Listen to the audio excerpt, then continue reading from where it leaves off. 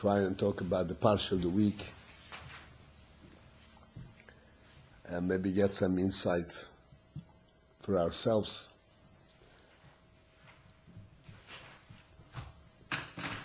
So, VaYeishev Yaakov be'eretz Megurei Yoviv. Yaakov settled in the land where his father lived, in Canaan. So this was after that Yaakov returned from Lavan, and he had faced down Esav, and he had gone through all of these tribulations and on the whole journey. Finally, he returned back to his land, to where he belongs, to Yitzchak. And he settled down. As Rashi says, you all learn, Vikish Yaakov Leactures B'Salmo. Yaakov sought or hoped to settle down in peace and tranquility. And of course, he meant not tranquility just to enjoy the nice weather, to settle down and be able to do his thing, to daven and learn and to be Yaakov. So Rashi says that Yaakov wanted to do this. Kofetz olav roigze shel Yosef, and then all the disturbance that occurred with Yosef sort of jumped on him unexpectedly. Kofetz means it jumped on him unexpectedly. And that, of course, led to 22 more years of tremendous pain and suffering, because he thought, he lost Yosef, until he finally came down to Mitzrayim, and he met up with Yosef. And there, Yaakov had the 17 years that he lived in Mitzrayim. And that, of course, started the Golus Mitzrayim.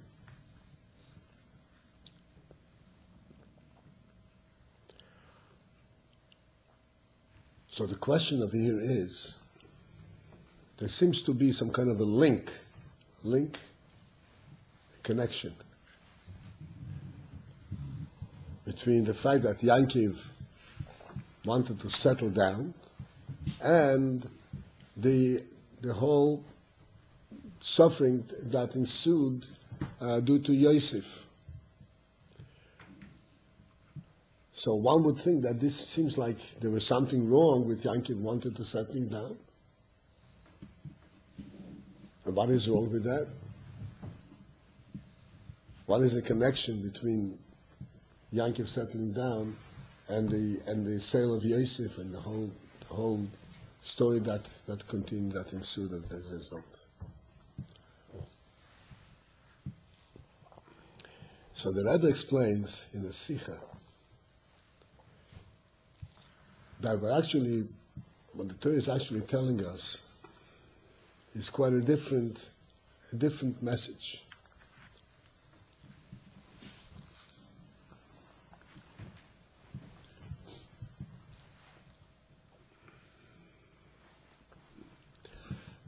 The ultimate goal, purpose,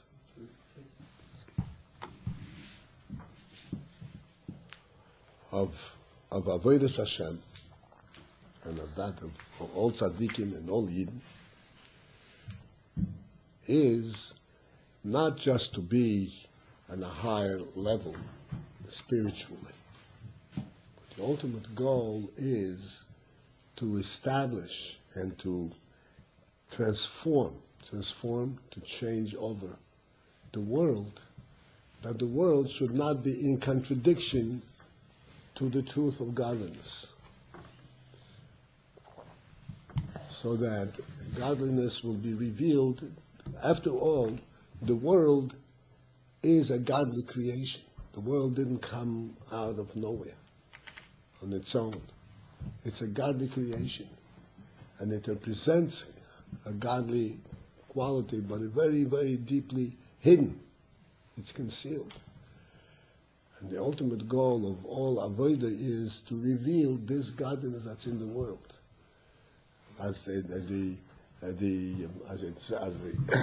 expression is, which is actually from the Medrash, Nisava HaKadosh Baruch Hu li'is lo yidiro betachtonim. And HaKadosh Baruch Hu, Hashem desired to have a dwelling place betachtonim, in the lowest world. And this is what Yidden and Tzaddikim particularly are aiming for, to establish this dwelling place for Hashem.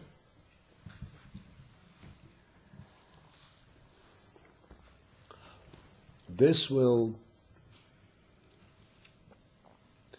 complete the whole process of creation. The purpose of creation was that God wanted a world, but He wanted a real world, not a fake world. A real world is a world that is permeated through and through, recognizing that this is godly. Just to give us a little bit of an understanding.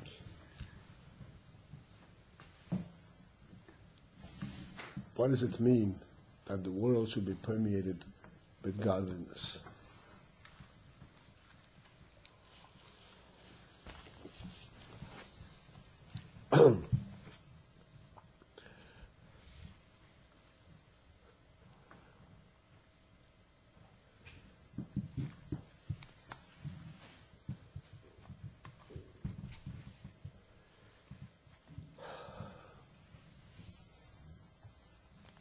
The world in this, by definition, the meaning of world is something that exists without a basis. Like we say, the world was created. Why do we say the world was created?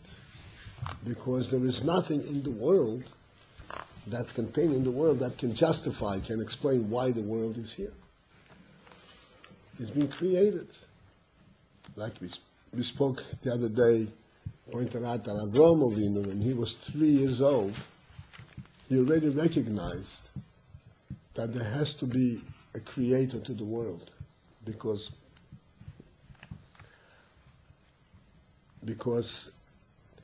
there is such a development, and it doesn't explain itself. It doesn't make any sense.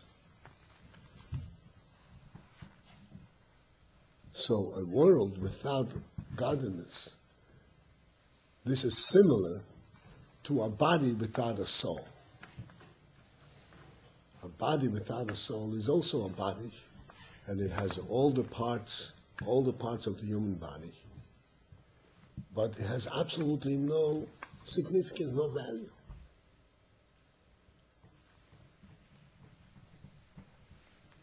And then it has no significance and no value, and then it has to disintegrate. It cannot maintain itself. The reason that the body continues to rejuvenate, become fresh and young all the time, is because of the soul that's in the body, because of the life. Without the life, the body is absolutely insignificant.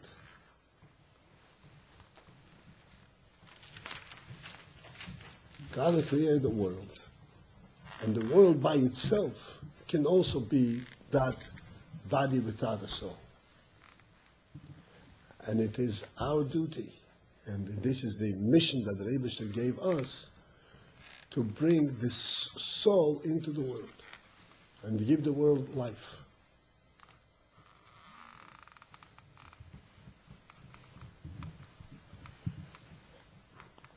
So that the function of a Yidden and the purpose of tzaddikim is not just to understand and know godliness at a distance, away from the world. It is to bring it down into the world itself, because this is how you accomplish the real purpose of creation.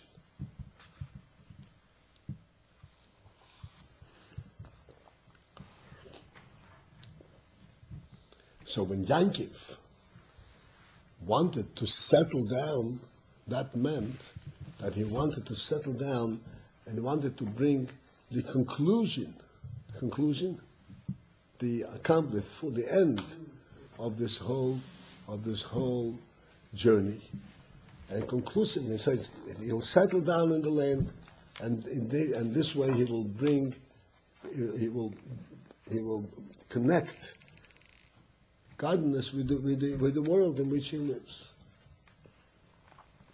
This, of course, is the end purpose of all creation, and this will give the greatest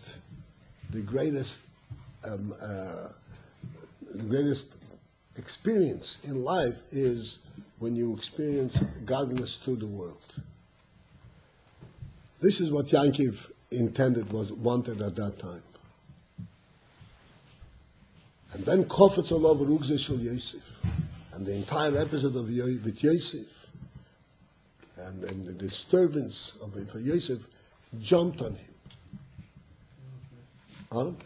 I didn't understand what the Yankov want with this Laseret B'Shalom.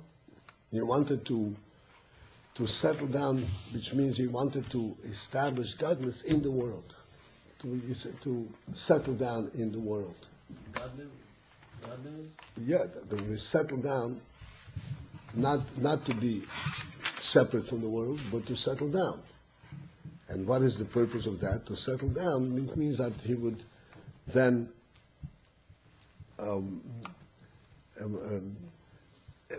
reveal and effect that in settling down in the world there is godliness. It's not something that you have to be off the world, above the world, and not being connected to the world. Does that answer your question? Yeah, but how you to live that you sit in one place? No. Not to sit in one place. The idea is to settle down and start developing and revealing godliness in your place. And peace. And peace means to bring godliness into the world. That's what peace is.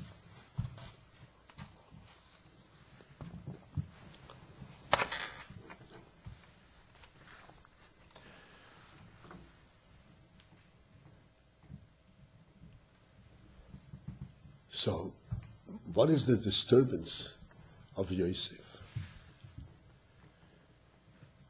So the Rabbi explains that the disturbance of Yosef came in order to make this Yankov's desire succeed. It's not a disturbance to disturb what Yankov wanted to do. On the contrary, Yankov wanted to have this type of peace in the world. And Hashem also wanted to give it to him. But in order to give it to him, at that time, it wasn't yet the time. He couldn't do it. When could it happen? After the episode with Yosef. And then, we know at the end, when Yankov came down to Mitzrayim, it says, Vaychi Yankov be'eretz Mitzrayim shvoya sheshon, that Yankov lived 17 years in Mitzrayim, and it says that these 17 years of Yankov, these were the real best years of Yankov in Mitzrayim. Huh? In other words, the disturbance of Yosef came in order to make it possible that Yankov should accomplish and experience this which he wanted to VaYeishev Yankov. How did this 22 years, how did this really accomplish it for Yankov?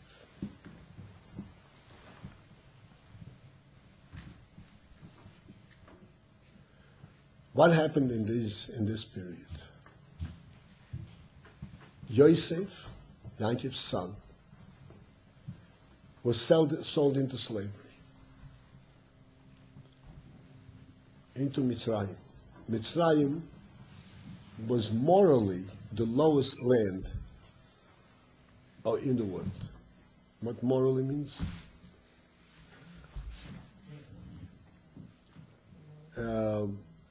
Human values in terms of Низко сам.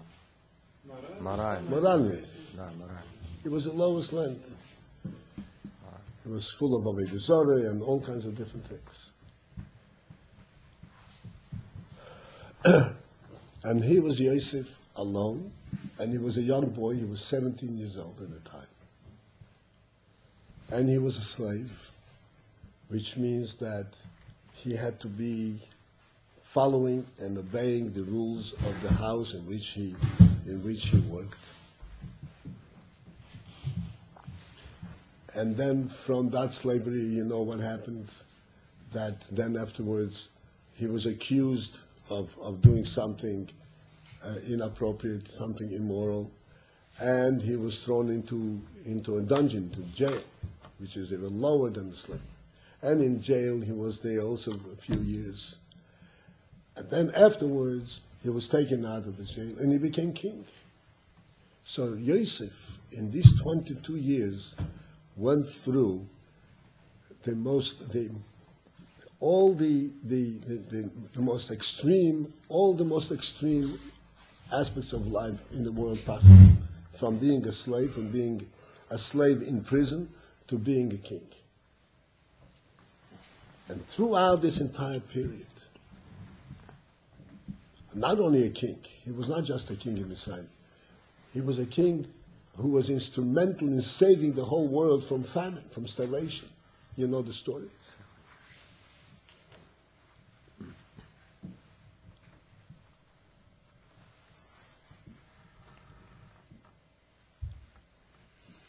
So he went through the entire world, so to speak, from the bottom of the bottom to the highest of the highest. And throughout this entire experience of Yosef, throughout, he showed that nothing can affect him. You want to know what's the reality in the world? Give me one situation, another situation, all kinds of opposite situations, and the reality remains the same. Reality the same. Remains the same. He was not affected one iota. This is truly an amazing thing.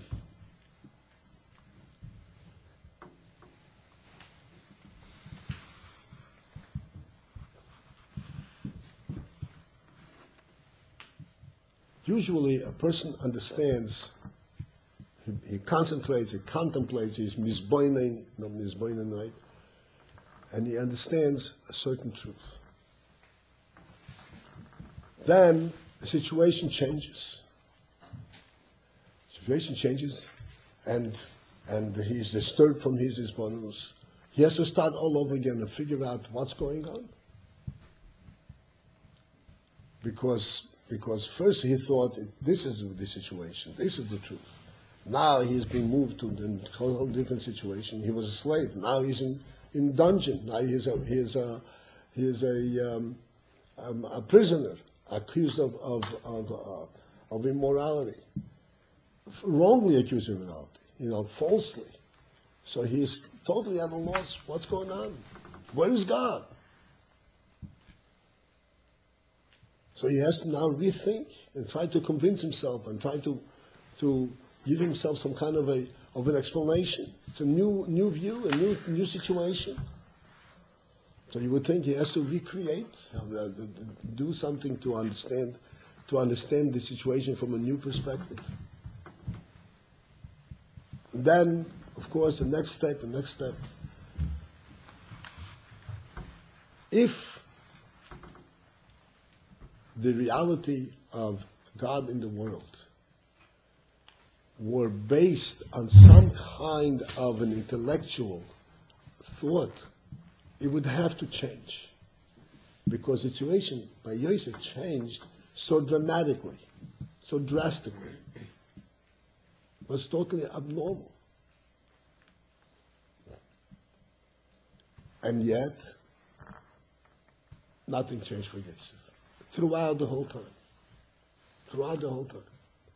When Yosef was in the house of Potiphar, and soon after that he was in the house of Potiphar, Potiphar recognized that he is a very capable and trustworthy person. So he appointed him to be the master of the house. He trusted him implicitly in everything.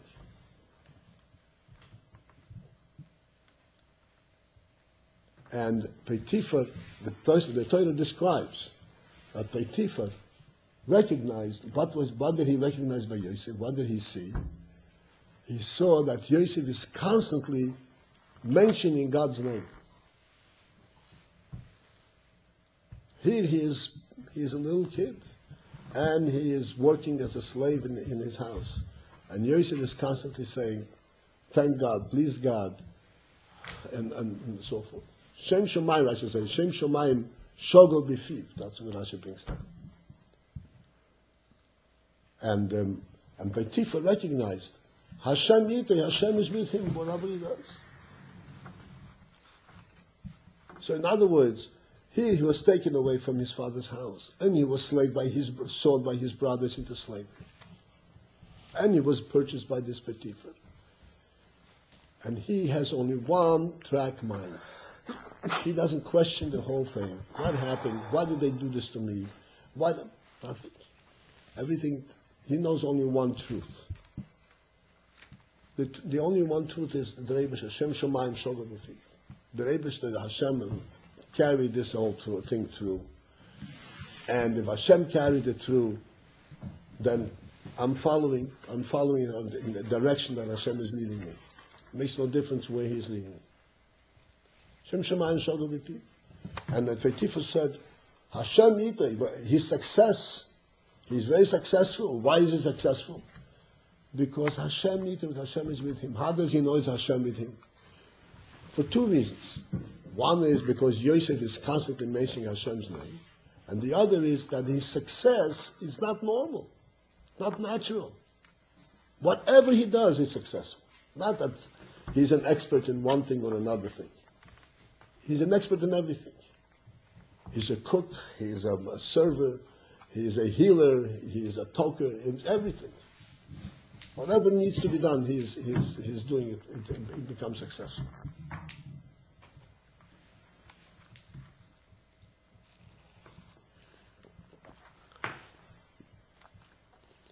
This means, in other words, throughout these years that Yosef was in Mitzrayim, going through all of these very different situations, this proved that Yosef and the godly presence in the world to be really part of the world itself. Not something that we know in our mind, but something that is real in the world. Because if it was something that is in our mind, the person's mind has to change from the circumstance to circumstance. But the Akedah, when Hashem said to Avram, he should put Yitzchok on the Mizbeach, but the Akedah. So it says also, Lekim Nisos Avram. Hashem tested Avram. He tested him. And then at the end, after the Akedah, it says that Hashem said to him, don't touch Yitzchok. Don't do anything, don't touch him. Because now I know that you are really God-fearing. And you didn't even hesitate to put your own son on the altar. Now, what does it mean? Now I know. Hashem didn't know before what's doing in Avram's heart. If Hashem didn't know what he was doing in Avram's heart, he wouldn't have tested him. He wouldn't give him all these privileges.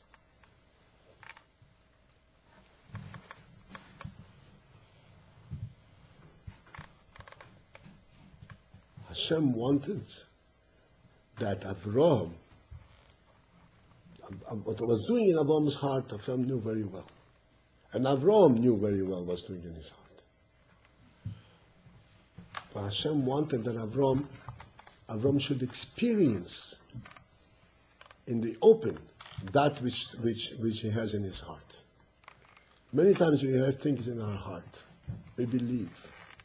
We know truly what we have in our heart. But we don't really experience it. Because the situation is such that does not brings us to experience it. Hashem wanted that Avram should experience that depth, that purity that's doing in his heart. So he put him through this Nisayon and says, now I know. Because now it became revealed, it became expressed externally. When it becomes expressed externally, then it becomes part of the world. When it is in your heart, it is also true, but it's in your heart. It's not part of the world. When it becomes experienced externally, in action, then it becomes part of the world. Then it shows that even the world does not conceal godliness. It's not something that I believe deep down in my heart, in my mind. This is the reality of the world. This is how I experience, this is how I see the world. The same thing happened with Yosef. Yosef a tzaddik. He was a tzaddik even before he was sold into slavery. And this is why he was sold into slavery. Because he had that ability, that capacity, he had that depth, that strength to go through all of these nisyonos. And by going through all of these nisyonos, he had revealed in the world that the world, in fact, does not conceal godliness. It was no longer something that's deep down in his heart. He really believes it, he really understands it, he's convinced of it, but it's a fact. He was a person, a human being, living a physical life, and he doesn't see the physical world. He sees only godliness. He's only godliness. Whatever happens, wherever he is, he only sees godliness. If God put him in this situation, that's it. So he acts in the perfect way that God put him. In different situations, he acts in the perfect way that God put him.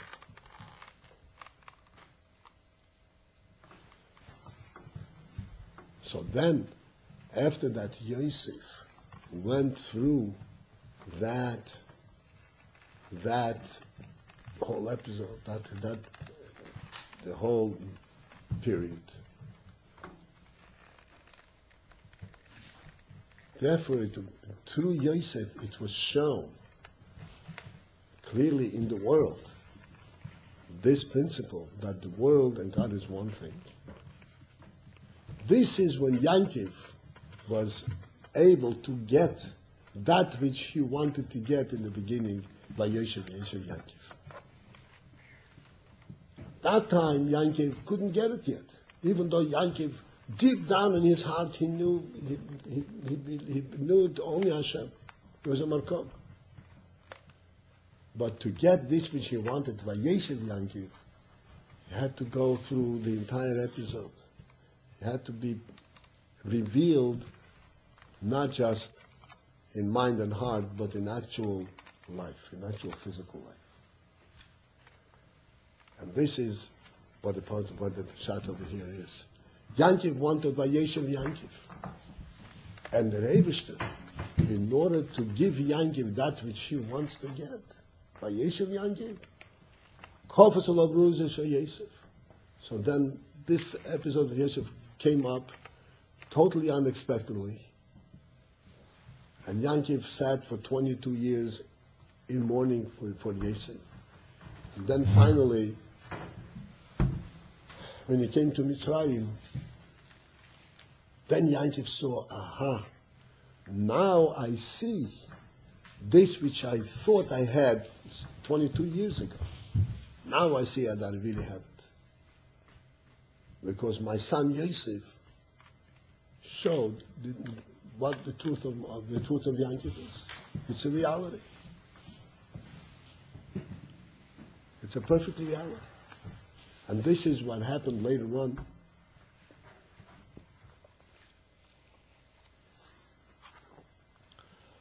When Yankiv called his sons together, he wanted to give him the blessing, he wanted to tell them about the future times. You'll learn in VaYeishev. Just want to mention it now because it's connected. That when Yankiv called his sons, and all of a sudden, the Shekhinah, all of a sudden, he realized that Hashem doesn't want to reveal to his sons that which he wanted to reveal. So Yankiv was very disturbed. And he said to his sons, these were, 12 Shvatim. He was standing around him and he said, is there anything that we don't agree on? Are we all on the same page? Do we all think the same way? And the Shvatim said, Shema Yisrael Hashem Elokeinu Hashem Echad. That's when Shema Yisrael was first said. Yisrael, our father Yisrael, Hashem Elokeinu Hashem Echad. Your God and our God is the same, is one. And then Yankiv said, Baruch Shem K'mavos Elohim Bo'edi. I praise Hashem for this.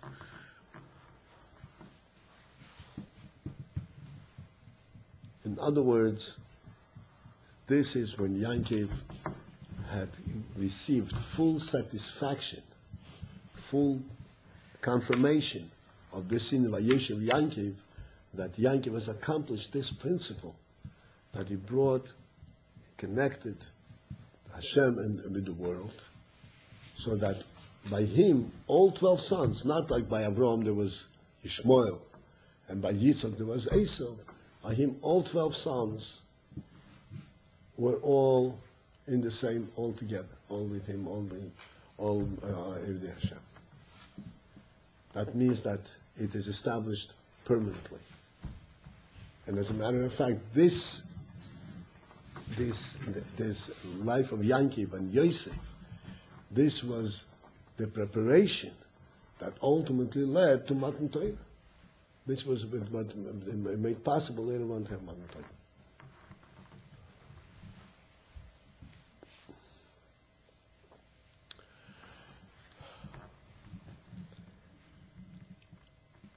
What is this? How does this reflect itself in our own lives? Yes. What does this mean in every individual person?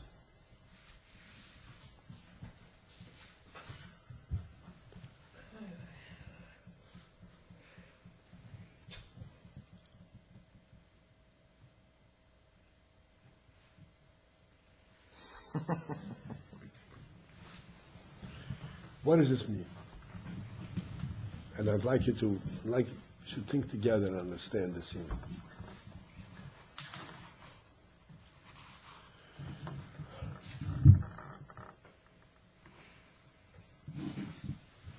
To do Torah mitzvahs, to learn Torah,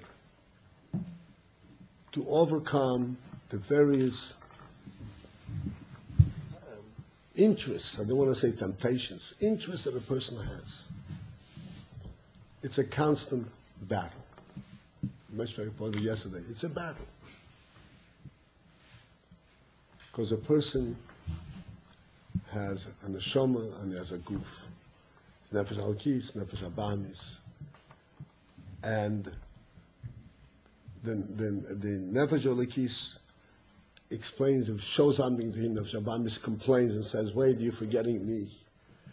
And it's a constant battle.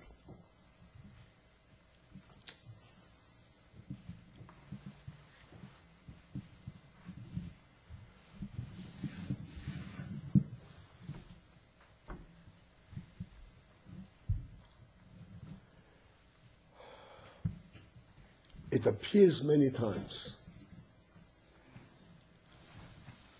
that a person resolves, and what resolves means? Resolves, makes a decision to put all his effort and to dedicate himself to do the right thing. And then almost invariably, meaning for sure, something is going to come up and disturb his resolution, make it difficult for him to accomplish it. This is just the way things work. And he gets frustrated. What does the Hashem want from me? I want to do good. Why does he disturb me? Why does he throw this in, this in? It could be very simple things, small, nourishing things, and it disturbs him. He sits down to learn, and he concentrates, and somebody on the side starts singing a song. Right? Not singing a song. But it disturbs me. Why are you screaming so loud? Right, his learning is disturbed. And he goes to the other person and says, can you do it a little bit quieter? And the other person says, mind your own business. It's the end. It's the end of the resolution. His whole person is all disturbed.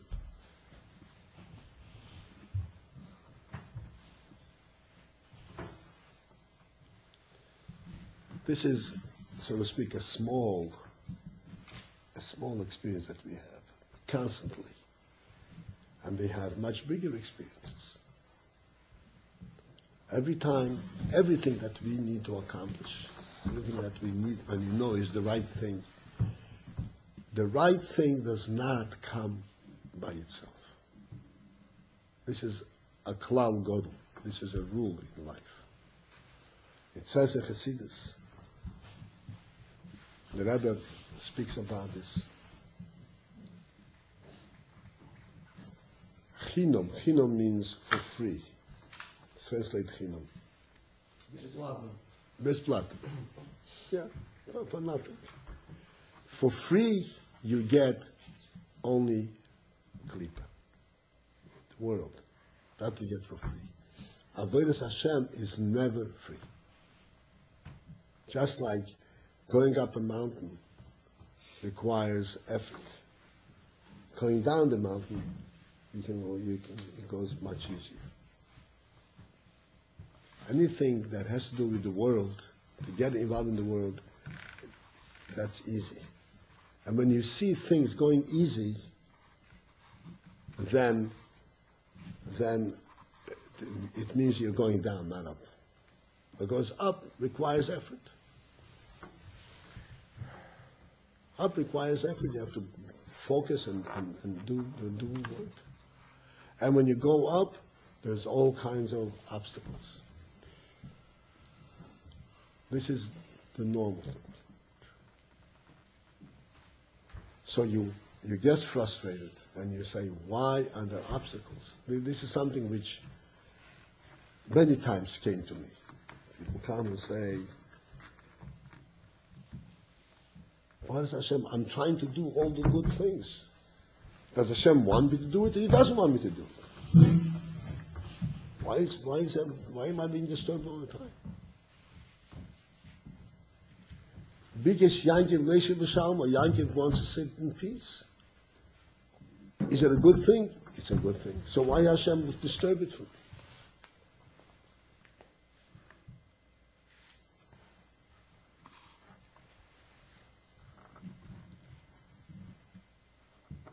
And on the other hand, somebody who is, let's say,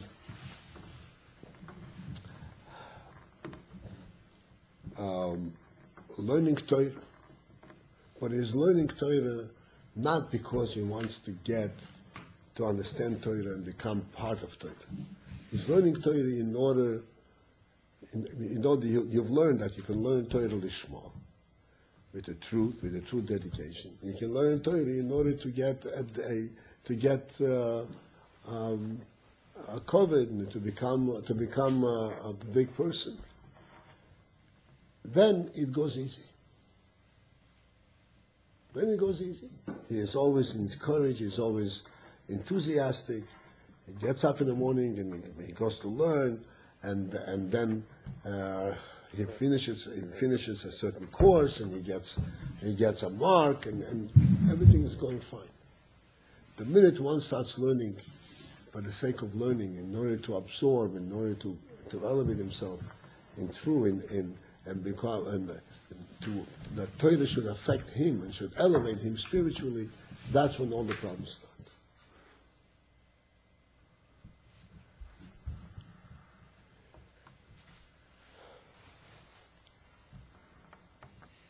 The Gemara says, this is an important principle in life.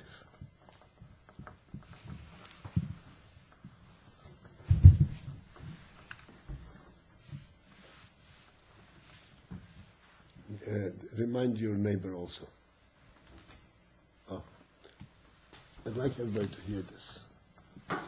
It's a principle in life. I know you're all tired, but just please. The Gemara says, "B'derech she'odem roitze, bo meilichi noise." And the path in the direction that a person wants to go, that is the direction that he will be led. Nirmayim.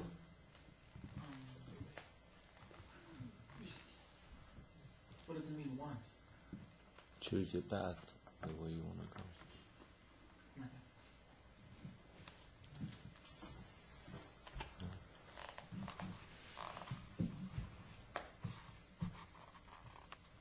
If a person wants truly, like Yankiv, Yikish Yankiv, Leactures b'Shalva, and Leactures b'Shalva meant to Yankiv not just to enjoy a peaceful life, but the truth of Leactures b'Shalva, that the peace that Yankiv wanted, that Hashem should be, that his world should be a godly world. Hashem gave it to him. But Hashem led it in a way that he should be able to get it in a true way.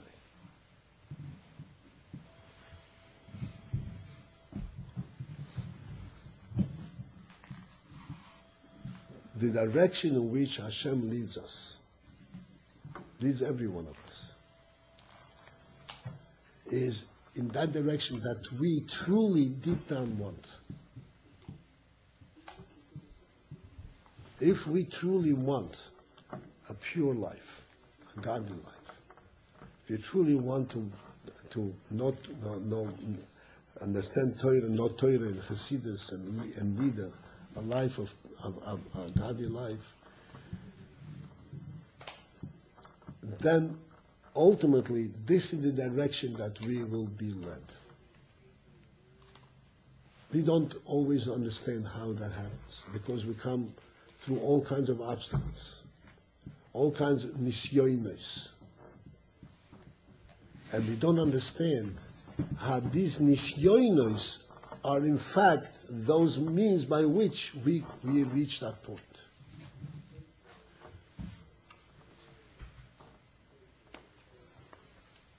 Because to reach the real point of true Yiddishkeit, or true godliness, it is not it is not only by accumulating knowledge, by learning and knowing a lot of things. It is something that requires that we should reveal, we should, like I said before, we should experience deep down what's in our heart. Not just do the right thing. But even Avraham Avinu had to be tested, was being tested. In order to reveal that which is in the depth of his heart, he had to go through a test of putting Yitzchak on the altar. And Yosef HaTzadik had to go through a test of going through Mitzrayim for 22 years. This test is not a test what's going to be. The test is to reveal and bring out that which is in the depth of the heart. Yosef HaTzadik for 22 years couldn't sit and learn Torah. He couldn't sit and learn. He was a slave in Potiphar's house. And then he was a melech in Mitzrayim. He was busy with all kinds of things. Did he therefore lose out spiritually? Did he lose out spiritually? Not at all. On the contrary, he was elevated to the highest heights. And to such heights that a person on his own could never reach. Not something he can reach by himself like this. This only the Rebbe can manipulate and facilitate that this kind of thing should come revealed. That which Avraham Avinu accomplished through the Akedah, could a human being ever do it on his own? Never. Which is something which can happen only by Hashem's intervention. This exactly is true in every person's life. We are not Avraham Avinu, we are not Yosef Tzaddik.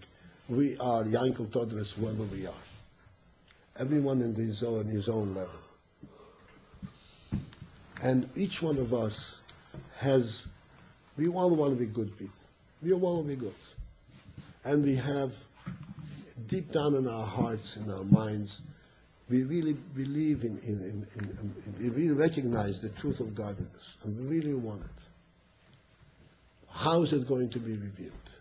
How is it going to surface that we should actually experience it? We have to learn and daven, and then Hashem will provide the means by which this is going to be tested and be brought out. But when is it going to happen? When are these tests going to come? These tests are going to come only if we truly want it. We want it. This is the pshat. The Gemara says,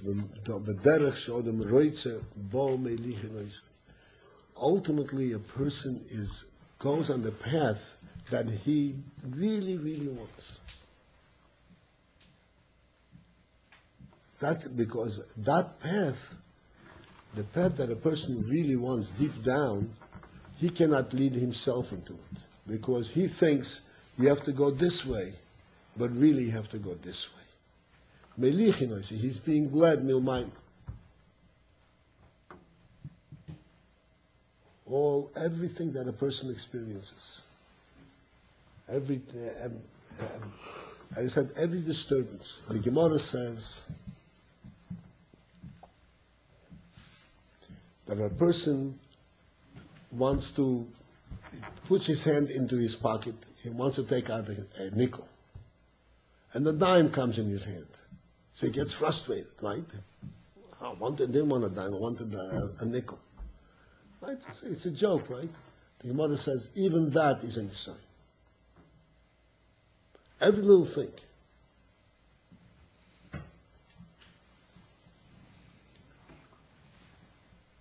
Even that is a means by which a person gets trained to recognize that it's not just how I feel, how I want. There is a reality, there's a bigger truth in the world. And in order to relate to the bigger truth in the world, he has to be part of this world. He has to experience life in the world.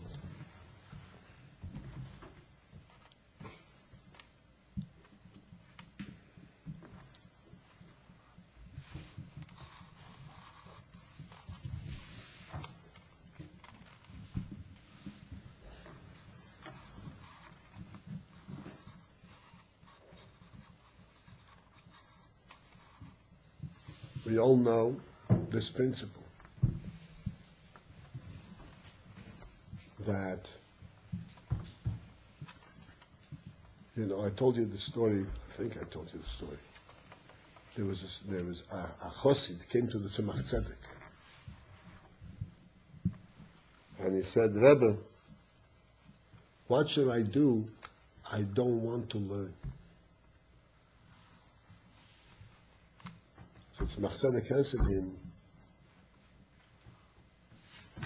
what? Jealous. What? Jealous or something. What should I do that I do want to learn? Yeah. This was the but exactly the message is the same.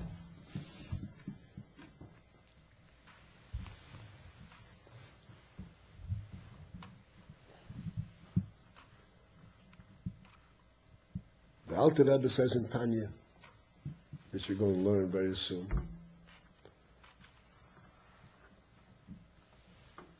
that there is an Oved Elikim and Asher Lo Yavodai. Somebody who is an Oved Elikim, who serves Hashem, and somebody who doesn't serve Hashem. And the Alter Rebbe says, explains from the Gemara, who is this person who doesn't serve Hashem?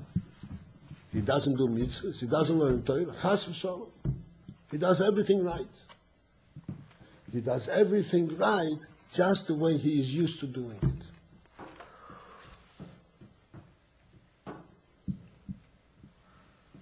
It's become accustomed to him, it became easy to him. And he does everything absolutely right. He's called not an Oved Hashem. And the Alter Rebbe gives an example. Listen, the Gemara says, that's what the Gemara says. In those days, they used to learn every halacha 100 times.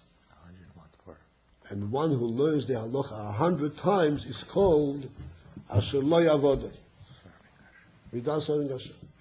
He learned it 100 times. That's serving Hashem. No. He learned 101 times. That's when he becomes a servant of Hashem. Why? What's the explanation? The explanation is that when he does it because he's used to it, he does not have to use that hidden power in his heart that he wants to be connected to Hashem. He doesn't experience his love for Hashem.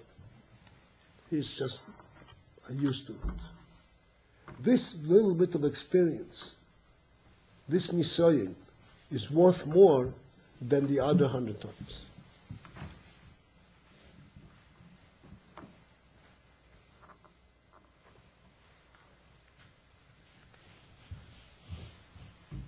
So,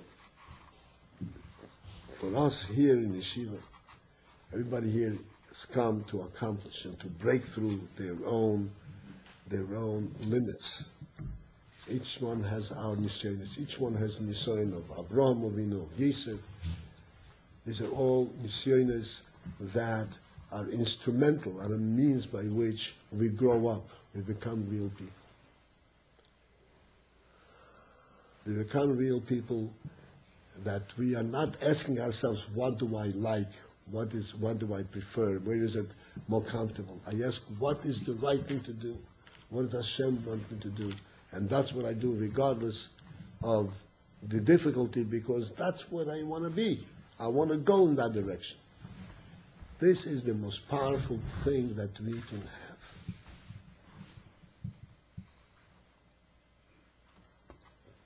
And this is the source of success, this is the source of bracha. Yaakov Avinu has been given his best life, his best years of life after all of these trials and all of these tribulations. Okay. And that's when Yaakov Avinu realized that his whole life and all the effort that he did throughout his lifetime was successful, was accomplished. Because what did he want to accomplish? That which was deep down in his heart. He didn't want a peaceful life. He wanted to accomplish that which he really wanted to fulfill and the Avodas Hashem. This is true for each one of us.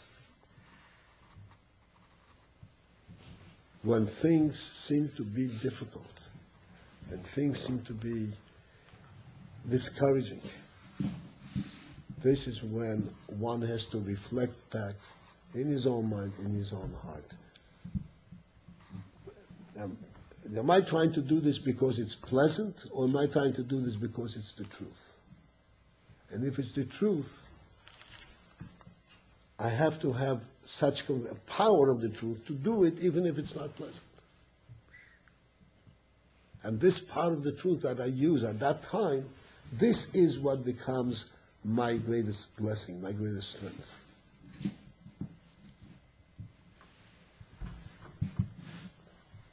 So Hashem should help each one of us. We should understand this principle. This is the first thing. We have to be wise and smart and understand the principle of life. not chas v'sholem to give in to the obstacle. This is the most biggest mistake we can possibly make.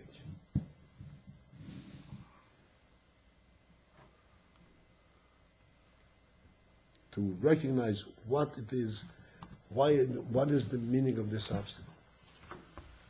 Where did I really want to go? And I continue to go there. And if it's difficult, I continue to go there. And this is how I'm going to really get there. If I didn't have the obstacle, I would never get there. I would get there only because of this obstacle. Because only Hashem knows how to get to the place where you want to go.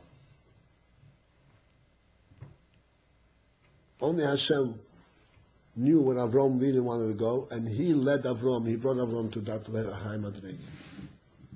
And only Hashem knew how to get to the place, to bring Yankiv to the place where Yankiv wanted to get.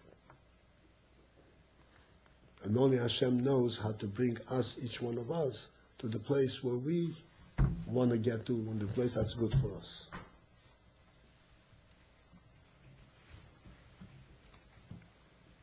So the Rebbe should give each one of us a little seichel to understand this and to remember it. And then we will be able to guide ourselves and face the difficulties. Chas v'sholem, we should not face difficulties like VaYeishev or Abraham. We should face normal difficulties. I'm lazy, I'm tired, I'm angry at my neighbor, whatever, something like that. And we should get over this and continue in our path. And then we will all the blemish, all the brachas and hatzlacha that we can have. Amen.